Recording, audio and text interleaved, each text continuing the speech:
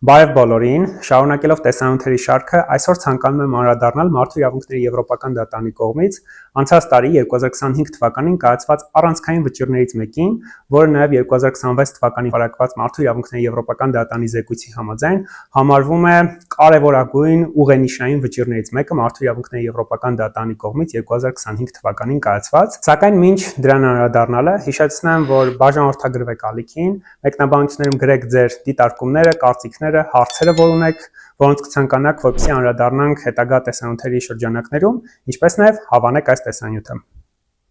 Այսօր ցանկանում եմ անդրադառնալ Մարդու իրավունքների Եվրոպական դատարանի կողմից 2025 թվականի դեկտեմբերի 11-ին կայացված Ցավան եւ մյուսներն ընդդեմ Վրաստանի վճռին,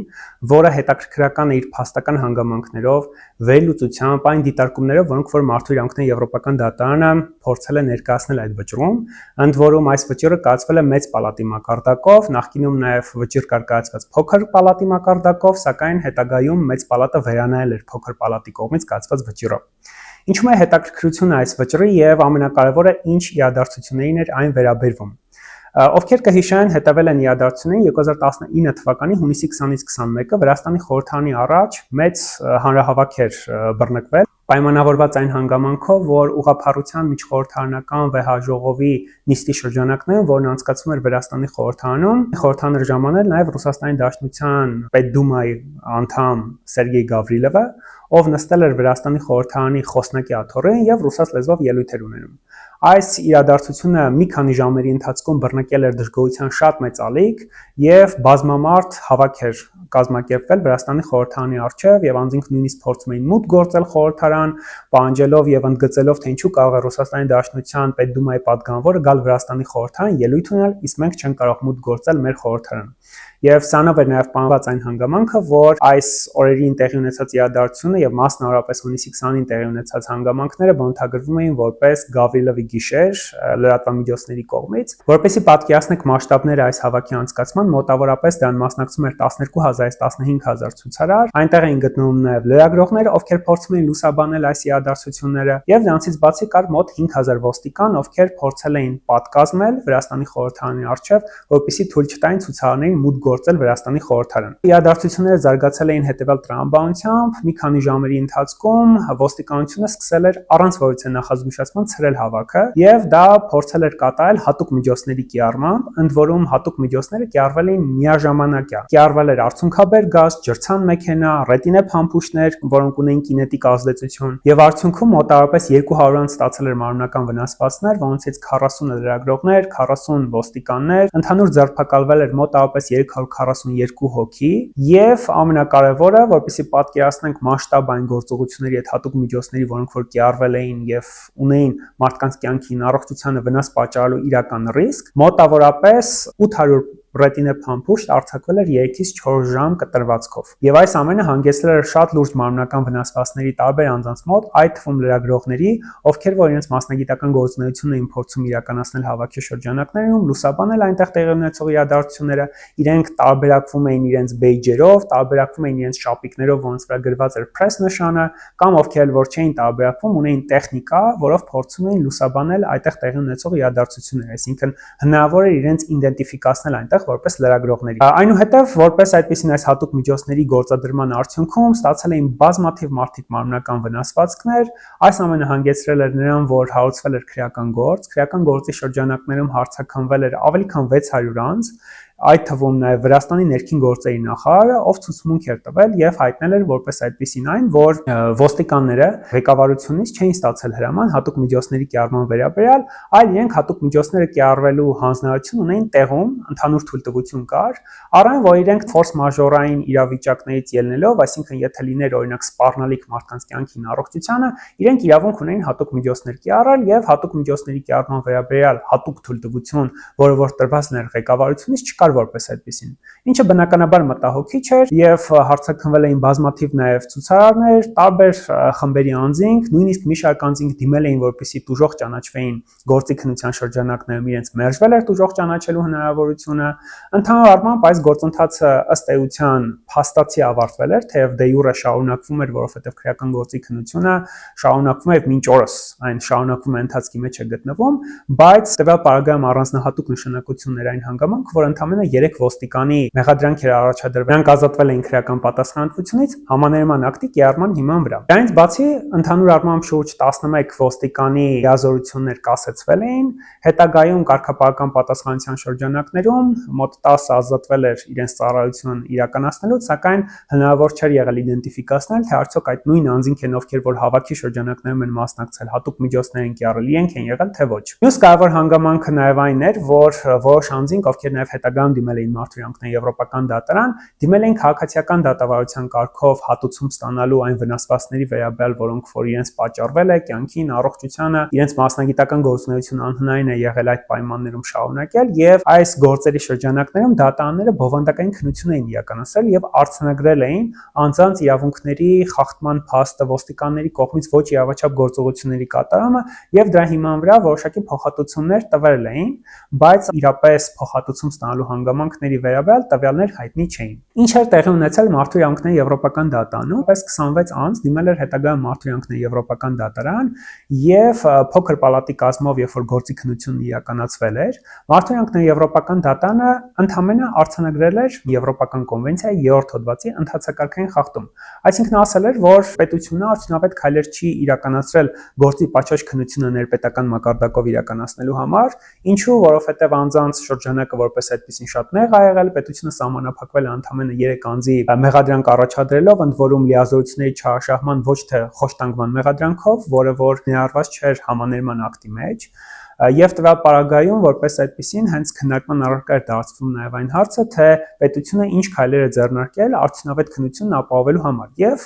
Եվրոպական դատարանը 3-րդ հոդվածի ընդհանցակարգային պահանջի խախտում էր արձանագրել, իսկ մնացած հոդվածներով, որոնք որ նաեւ անձինք բարձրացնում էին նույն կոնվենցիայի 3-րդ հոդվածի նյութաիրավական բաղադրիչի, այսինքն որ իրենց պատճառվել է խոշտանգման կամ դրան հավասարեցված վերաբերմունք, ինչու, որովհետեւ մի շարք անձինք նույնիսկ դեպքի վայրից հեռանալիս ոստիկանների կողմից ենթարկվել էին բռնության, այսինքն հարվածներ, մի քանի անգամ գցվել էին գետնին, ոտքերով, ձեռքերով, տարբեր մարմնի մասերին հարվածներին հասցվել եւ այդ ամենը արձանագրված էր։ Հետագայում բերման էին ենթարկվել բաժիններ եւ այսպես շարունակ։ Եվ հետաքրքրական էր այն հանգամանքը, որ Մարդու իրավունքների եվրոպական դատարանը փոքր պալատի կազմով այս գործի քննությունն իրականացնելիս սահմանափակվել էր միմիայն 3-րդ հոդվածի ընդհանցակարգային բաղադրիչի խախտում արձանագրելով, այսինքն պետության պոզիտիվ պարտականությունը արդյունավետ քննություն իրականացնելու առումով խնդիր էր տեսել, սակայն բովանդակային քննություն չէր իրականացրել մյուս հոդվածների մասով, մասնավորապես նույն օրինակ հոդված 3-ի նյութաիրավական բաղադրիչի մասով, որովհետև մի շարք պնդումներ կային առայն, որ այն անձինք, ովքեր որ դարձել են թիրախ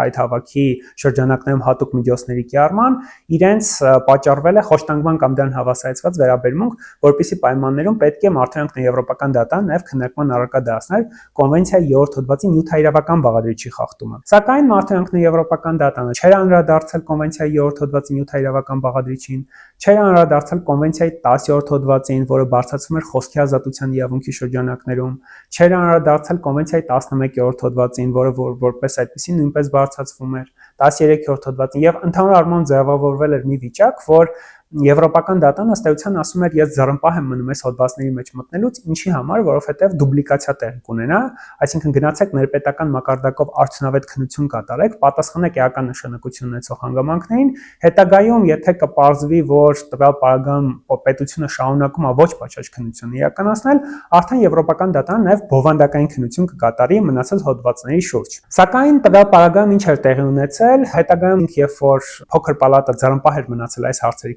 քննարկումից, բողոքաբերները դիմել էին նաև մեծ պալատ, պահանջելով գործի բովանդակային ամբողջական քննություն իրականացնել, եւ մեծ պալատը վերցրել էր գործը քննության եւ իրականում անդրադարձել էր բոլոր հոդվածներին։ Հետաքրքրական էր այն հանգամանքը, որ թեև կառավարությունը ի սկզբանե նշում էր, որ որոշ տուժողներ, որոշ անձինք չեն սպառել ներպետական պաշտպանության միջոցները, չեն դիմել քաղաքացիական դատավարության կարգով հատուցում ստանալու, որովհետեւ մի խումբ անձեր ընդհանրապես դիմել, մյուսները առհասարակ չէին դիմել, նույնիսկ քաղաքացիական դատավարության կարգով հատուցում ստանալու եւ այս առումով Մարդու իրավունքների եվրոպական դատարանը շատ կարեւոր դիտարկումներ ներկայացրել առայն, որ երբ որ մենք խոսում ենք փոխհատուցում տրամադրելու մասին, փոխհատուցումը երբևիցե չի բացառում պետության պոզիտիվ պարտականությունը արդյունավետ քննություն իրականացնելու, որովհետեւ փոխհատուցում տալու ընթացակարգը ինքը կարող է դիտարկվել շատ դեպքերում որպես նաեւ այսպես ասած chilling effect, այսինքն երբ որ պետությունը օրինակի համար անձանց փոխհատուցում տա, հետո շարունակի իրենց իրավունքները խախտել։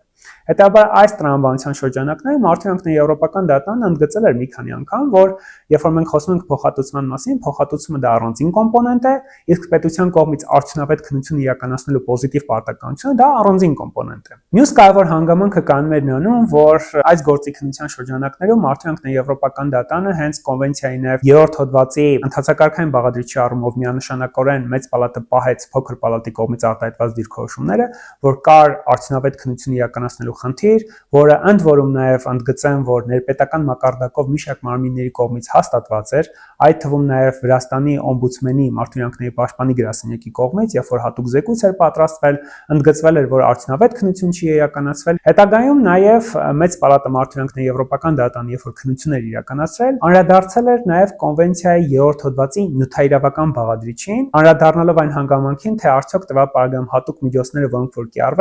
կիրառվել են եվրոպական դատանի նախկինում սահմանված ստանդարտներին, ՄԱԿ-ի չափորոշիչներին համապատասխան, թե ոչ։ Եվ տվյալ պարագայում առանձնահատուկ նշանակություն ուներ այն հանգամանքը, որ նախ եւ առաջ արձանագրվել էր այն հանգամանքը, որ երբ որ մենք խոսում ենք հատուկ միջոցների կիրառման մասին, ընդ որում կինետիկ ազդեցություն ունեցող հատուկ միջոցների կիրառման մասին, ինչպիսին թե օրինակ ռետինե փամփուշտները, ապա դրանք կարող են կիրառվել որպես վերջին միջոց, երբ որ կա կյանքին սպառնացող վտանգ, որպեսզի հանգամանքը սույն գործի քննության շրջանակներում այդպես էլ չէր հաստատվել։ Երկրորդ կարևոր հանգամանքը կանում էր նրանում, որ հատուկ միջոցների կիրառումից առաջ մշտապես պետք է տրվի նախազգուշացում։ Իհարկե դա բացարձակ կանոն չի, կարող են լինել բացառություններ, երբ որ անհնարին լինի այդ նախազգուշացում տալու հնարավորությունը, բայց տվյալ պարագայում կրկին այդ նախազգուշացում տալու առումով որևիցե ընդհանրակարգ չէր պահպանվել, չէր հիմնավորվել, որ տվյալ պարագայում անհնար է եղել նախազգուշացում տալ եւ առհասարակ նույնիսկ նախազգուշացում չէր տրվել։ Մյուս կարևոր հանգամանքը կանում էր նրանում, որ մարդու եվրոպական դատանը ընդգծել էր, որ երբ որ մենք խոսում ենք հատուկ միջոցների կիրառման մասին,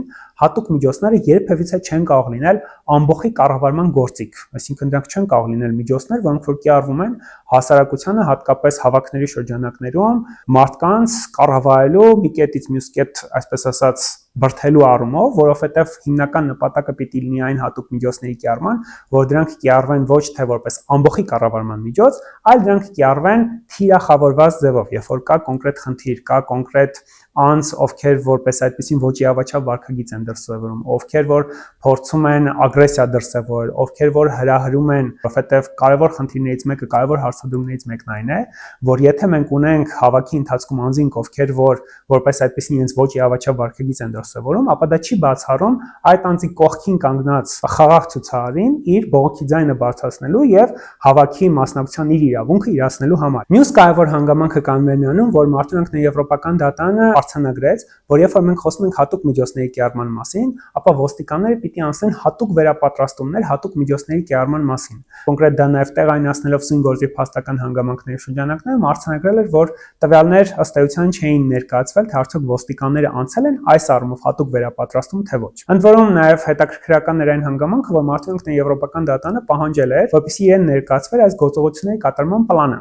Եվ այդպիսի փաստաթուղթ ներկայացվել էր մարդու եվրոպական դատանին, բայց հարցը կանում էր նրանում, որ այդ փաստաթղթի մի քանի մասեր դատարկ էին։ Այսինքն օրինակ, այն բաժինը, թե ով է կոնկրետ համակարգել այս գործողությունների կատարումը, ինչ հանձնարարություն են ստացել ոստիկանները, ինչպես է կատարվել այս գործողությունների ընդհանուր ղեկավարումը, որովհետև կարևորագույն չափանիշներից մեկը, որը մարդու եվրոպական դատանը այս գործով առաջ է քաշել, վերաբերվել է նրան, որ եթե մենք խոսում ենք հատուկ միջոցների կիրառման մասին, հատկապես կինետիկ ազդեցություն ունեցող հատուկ միջոցների կիրառման մասին, ապա կարևոր է դրանց համակարգված ղեկավարումը, որովհետև չի կարող դրանց կիրառումը թողնվել լոկալ տեղային մակարդակով, որպեսզի ոստիկանները իրենք ըստ իրավիճակի որոշեն, թե դրանց կիրառման անհրաժեշտություն կա, թե ոչ։ Եվ այս չափանիշների լույսի ներքո գնահատելով նաև այն հանգամանքները, որոնք որ սույն գործի փաստական հանգամանքների շրջանակներում կային, մարդու եվրոպական դատանը անվերապահորեն արձանագրել էր նաև կոնվենցիայի 3-րդ հոդվածի նյութայրավական բաղադրիչի խախտում։ Ընդ որում, նյութայրավական բաղադրիչի խախտման համատեքստում կարևոր նշանակություն էր այն հանգամանքը, որ տվյալ պարագայում նաև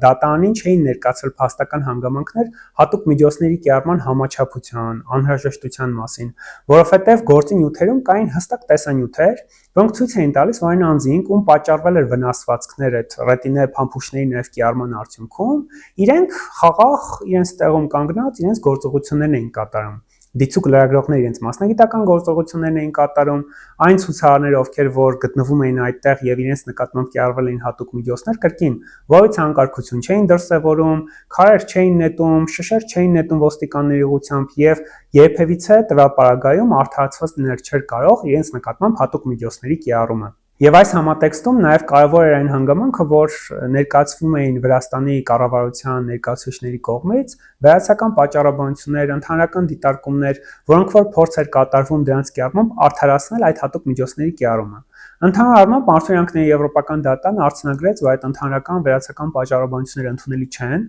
միջազգային դատարանի համար եւ տվյալ պարագայում նյութայրավական բաղադրիչը կոնվենցիայի 3-րդ հոդվածի նույնպես խախտվել է, այսինքն դրան անձանց պատճառվել է խոշտանգում, վատ վերաբերմունք եւ տվյալ պարագայում դրա պատճառման համար հիմքեր առկա չեն եղել։ Անդրադառնալով Մարդու իրավունքների եւ հիմնարարազատությունների պաշտպանության մասին եվրոպական կոնվենցիայի 10-րդ հոդվածին, որ նույնպես գանգատաբերները բարձրացրել են Մարդու իրավունքների եվրոպական դատարանի առջև, եվրոպական դատարանը ի հակադրում կառավարության այն փաստարկների, որ տվյալ պարագայում այս հարցը ենթակա չի քննության, եվրոպական դատարանը բովանդակային քննարկում է իրականացրել եւ տվյալ պարագայում գանգատները այս մասով նույնպես ընդունելի էր ճանաչել։ Կային որոշակի խումբ լրագրողներ, մոտավորապես 26 անձանցից, ովքեր որ դիմել էին եվրոպական դատարանի այս գործի շրջանակներում, նրանցից 13 լրագրողներ էին, ովքեր ստացել էին տարբեր տեսակի մարմնական վնասվածքներ հավաքի շրջանակներում իրենց մասնագիտական գործունեությունը իրականացնելիս։ Ընդ որում հետաքրքրական էր այն հանգամանքը, որ կառավարությունը ի սկզբանե նշում էր, որ նաև լրագրողների իրավունքների խախտման առնչությամբ եւս քրեական գործի շրջանակներում քննություն իրականացվում է,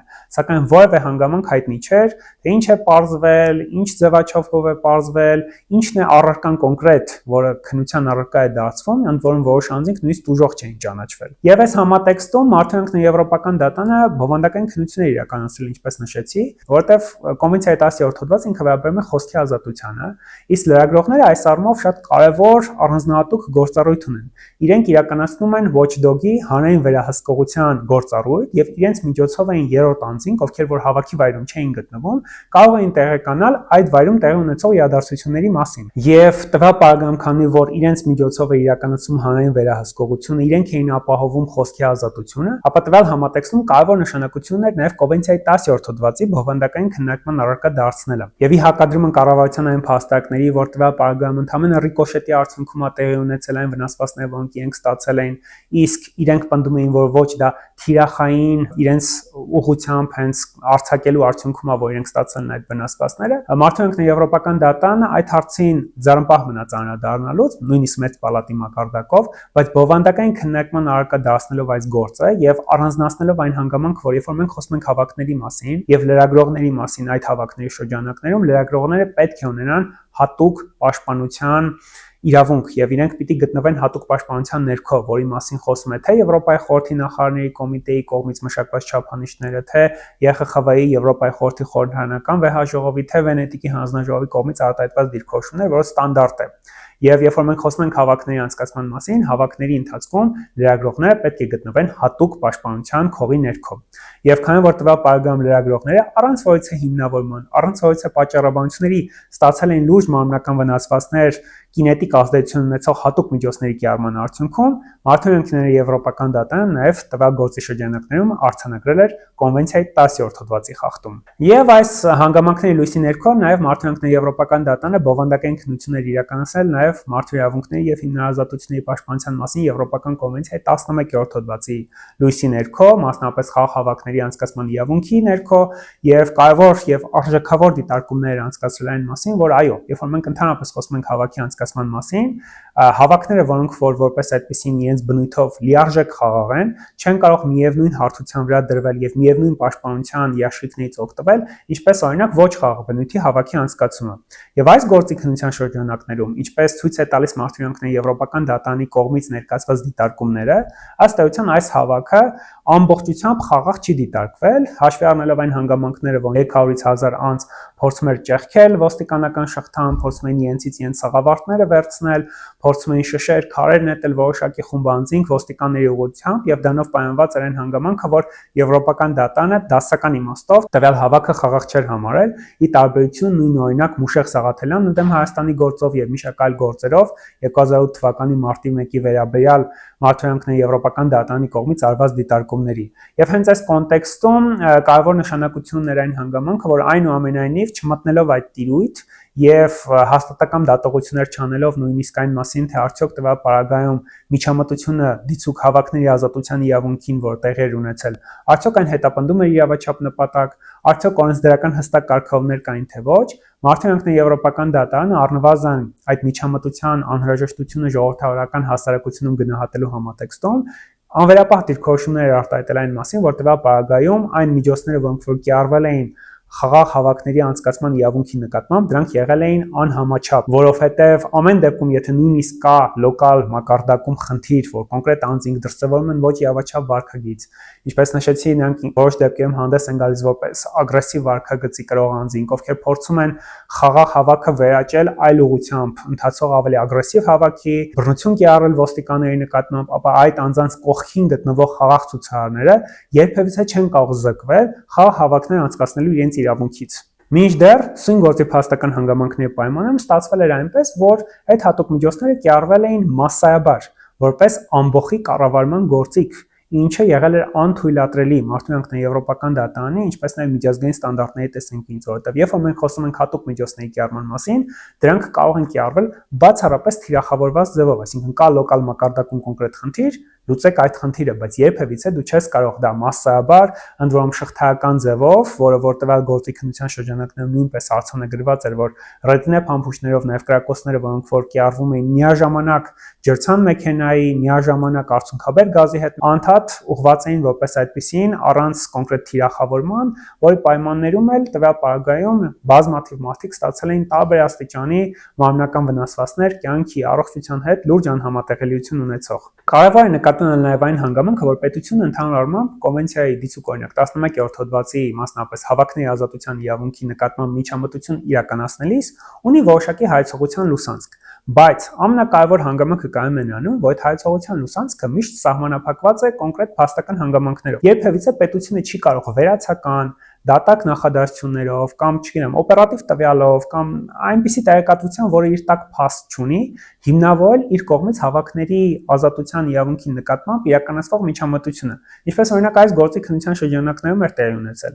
Եվ դիցուք շատ կարևոր է այն հանգամանքը, որ այս գործով նույնիսկ Վրաստանի կառավարությունը պլանը այս գործողությունների կատարման Մարդուրանքների Եվրոպական դատարան ներկայացնելիս ջնջել էր առանձին հատվածներ, չէր ներկայացնել այդ տվյալները, թե ինչ հանձնարարություններ են ստացել, ով է համակարգել այդ գործողությունների կատարումը, ոնց են հաղորդակցվել ոստիկանության առանձին ներկայացուցիչներ, ստորաբաժանումներ միմյանց հետ, եւ այս ամեն ինչը բերել էր քաոսի, որպեսզի պայմաններում շուրջ 200 հոգի ստացել էր մարմնական վնասվածքներ, 3-ից 4 ժամ կտրվածքով կինետիկ ազդեցություն ունեցող ռետինե փամփուշտներ էին արձակվել եւ այս ամեն ինչը շատ մեծամասշտաբ ձևով մարդկանց կյանքի առողջության լուրջ վնասվածքներ պատճառելու իրական ռիսկով հանգեցրել էր լուրջ հետևանքների։ Ամփոփելով Ցավան եւ մյուսներ ընդդեմ Վրաստանի գործով Մարդուրանքների Եվրոպական դատարանի կողմից արտահայտված իրավական դիրքորոշումները պետք է փաստել, բայց վճիռը իրավամբ ուղենիշային է եւ կարեւոր, այն իր մեջ ամփոփում է ամենաթարմ չափանիշները, որոնք որ առկա են միջազգային ստանդարտներին համապատասխան, հատուկ միջոցների կիրառման, լրագրողների հատուկ պաշտպանության, ինչպես նաեւ առհասարակ հավաքների ազատության իրավունքի նկատմամբ պետության կողմից միջամտություն իրականացնելու վերաբերյալ։ Այս վճռում առկա են բազմաթիվ հղումներ Մարդուրանքների Եվրոպական դատարանի մի շարք վճիռներին, այդ թվում հայտնի Մուշեղ Սաղաթելյանի դեմ Հայաստանի վճռին, որը վերաբերում է 2008 թվականի մարտի 1-ի իրադարձություններին, այդ թվում պետության կողմից հավաքների ազատության իրավունքի նկատմամբ իրականացված միջամտության իրավաչափությանը,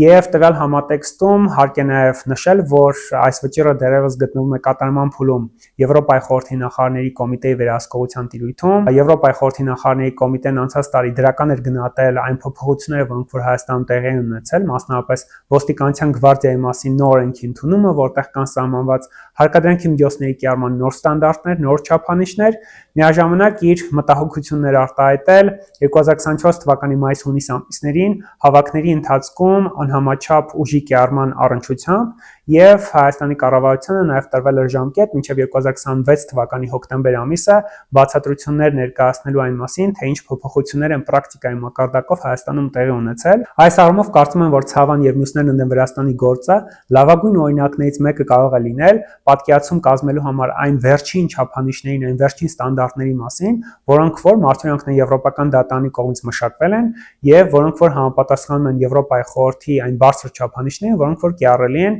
ԵԽ 46 անդամ պետություններում։ Թերևս այսօրվա համար այսքանը, չմոռանաք բաժն որդագրվել ալիքին, մեկնաբանություններում գրեք ձեր դիտարկումները, կարծիքները, հարցերը, որոնց կցանկանաք, որպեսզի ես անդրադառնամ հաջորդ տեսանյութերի շրջանակներում։